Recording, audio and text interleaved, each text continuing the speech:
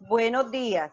Mi nombre es Deyanira Vega López, maestrante de la Corporación Universitaria Iberoamericana del segundo semestre en educación con énfasis en interculturalidad. Me encuentro en el programa educando.com con unos invitados muy especiales como son la maestrante Elvia Dolores Maestre Blanchard. Soy también alumna de la Corporación Universitaria Iberoamericana. También curso el segundo semestre de educación con énfasis en inclusión. y con el maestrante Amaury Puello, soy docente, estudio en la Corporación Universitaria Iberoamericana, en la maestría de educación. Mucho gusto.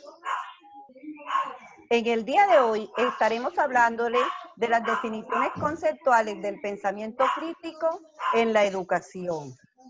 Vamos a ahondar más en este tema, para lo cual vamos a hablar qué podemos entender como pensamiento crítico. Sí, mira, Deyanira, el pensamiento crítico es un proceso mediante el cual se utiliza el conocimiento y la inteligencia para asumir una posición más razonable y justificada respecto a un tema en concreto, normalmente algo conflictivo con nuestro medio ambiente y la sociedad en que vivimos, el cual identificará sus barreras, los obstáculos, los perjuicios y los sesgos en los que se aborda normalmente esta problemática. Es muy importante porque nos permite al muchacho y a todo el mundo cuestionarse sobre su realidad y así buscar una mejor forma de ahondar en sus problemas y solucionarlos. ¿Por qué se hace necesario pensar en el pensamiento crítico dentro de los planteles educativos? Cuando las personas no hacen un análisis de su situación, simplemente van repitiendo. Y en muchas ocasiones, por ello, el papel de los maestros se vuelve el de promover prácticas que generen inclusión, ¿sí? Y promover un pensamiento crítico en forma participativa. O sea, ¿qué quiero decir con eso? Que es necesario dentro del plantel educativo se pueden identificar las distintas circunstancias negativas. Y ese papel del maestro, que es que en la actualidad, aunque se ha avanzado un poco, al simple hecho de pasar sin ver los problemas, o sea, y el maestro es el que influye sobre los alumnos en ese sentido de que al generar un pensamiento crítico va a haber mayores discusiones, mayores análisis de los problemas y así podremos sacar adelante nuestra educación. Por eso es importante generar este pensamiento crítico, tanto a nivel institucional de los profesores como también de las directivas. ¿Qué posibilidades pueden surgir tras fomentar el pensamiento crítico al interior de las escuelas? Compañera, se puede generar posibilidades desde el campo educativo y familiar. A dicho pensamiento se puede llegar desde la observación del entorno, la búsqueda de la equidad y la perspectiva emancipadora de la integración, justicia y libertad de las personas. Bien, ¿quiénes tienen la capacidad de incidir en dicho proceso? Bueno, yo creo que los profesores, como he dicho en la pregunta anterior, son los que en un momento dado tienen una mayor influencia sobre esos procesos. Están también las instituciones, las personas del gobierno, que de otra manera son los que trazan las políticas.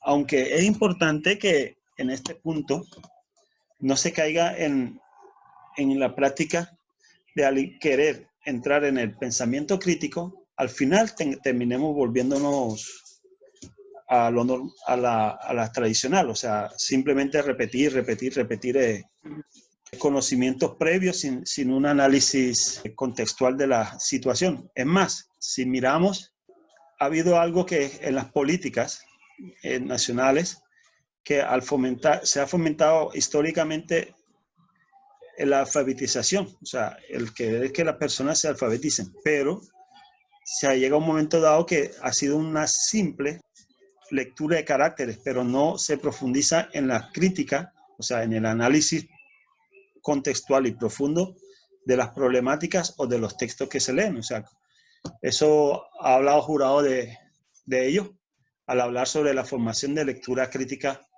en los gobiernos, porque eso es lo que dice, que llega paulatinamente a volver a simplemente aprender a leer y escribir, pero no analizar ni comprender lo que se está leyendo.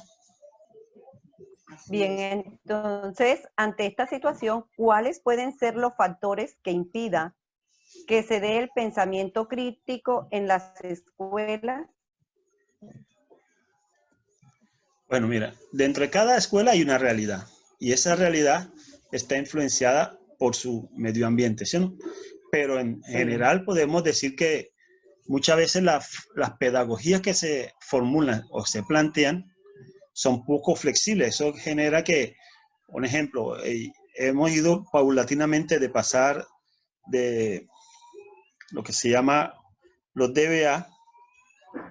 Antes estábamos en los estándares, ahora estamos en DBA, y así poco a poco se ha ido cerrando el círculo de que simplemente se está repitiendo un conocimiento y más estricto, o sea, se le está disminuyendo la cantidad de conocimiento que logra obtener el muchacho. Esas son las limitantes, ya sean a nivel gubernamental, a nivel profesional de los docentes, a nivel de intereses personales, y eso es lo que un momento dado puede llegar a restringir ese desarrollo del pensamiento crítico, o sea, pasar pensando en las pruebas sensales,